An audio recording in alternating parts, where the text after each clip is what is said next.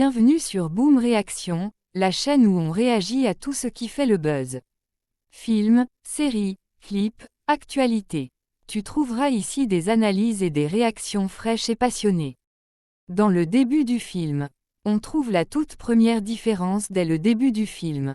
Alors que dans la version espagnole, le film démarre sur une scène où l'on voit Noah et sa mère Ella en voiture se diriger vers la maison de William Leyster.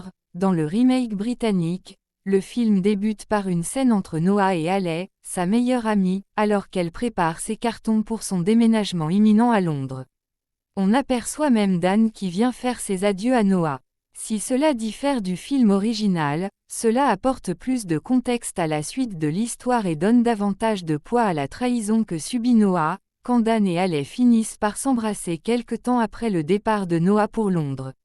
L'absence du chien Thor. Dans le film original, lorsque Noah et Nick se rencontrent dans la cuisine de leur maison, la discussion est écourtée quand Noah tombe nez à nez avec Thor, le chien de la famille qui de prime abord, n'a pas l'air tout à fait ravi de voir l'adolescente sous son toit. Il s'avère qu'ils deviendront d'excellents amis.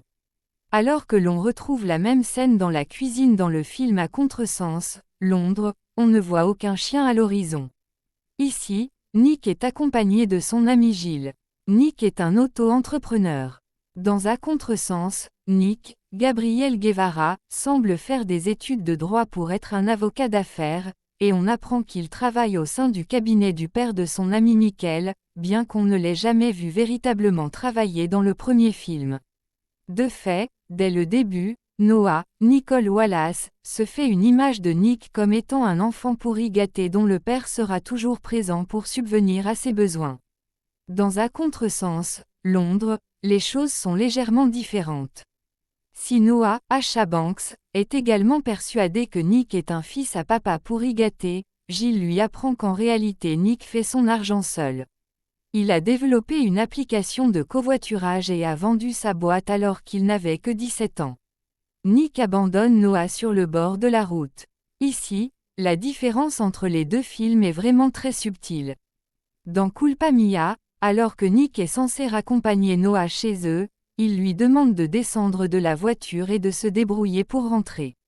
Finalement, Noah décide de faire du stop et c'est là qu'elle croise le chemin de Mario, un ami de Nick, qui l'a conduit à la fête à laquelle Nick s'est rendu après l'avoir planté au milieu de nulle part. Dans la version britannique du film, Nick abandonne également Noah au beau milieu d'un pont. Néanmoins, il envoie Zach, le voiturier du gala où ils étaient juste avant, pour récupérer sa demi-sœur. Hormis cette petite subtilité, ou dans la version britannique, Nick a la gentillesse d'envoyer quelqu'un récupérer Noah, Zach finit également par conduire Noah à la fête où se trouve Nick. Noah a un caractère beaucoup plus affirmé. Dès le début, on remarque que la Noah d'Asha Banks a un caractère beaucoup plus audacieux et affirmé que la Noah de Nicole Wallace. En effet, dans une scène d'À contresens, Londres, on voit l'adolescente de 18 ans se faufiler dans la chambre de Nick afin de fouiner. Mais ce n'est pas tout, alors que dans le premier film, Noah fait connaissance assez tôt de Jenna et que c'est cette dernière qui va la conduire à la première course de rue de Nick. Dans À contresens, Londres, c'est Noah elle-même qui impose à Nick de l'emmener. C'est d'ailleurs sur place qu'elle fera connaissance de la Jenna d'Enva Lewis. Pour couronner le tout, dans le film original espagnol, c'est une erreur si Noah se retrouve au volant de la voiture de Nick et prend part à la course contre Ronnie, alors que dans À contresens, Londres, l'adolescente se place volontaire derrière le volant.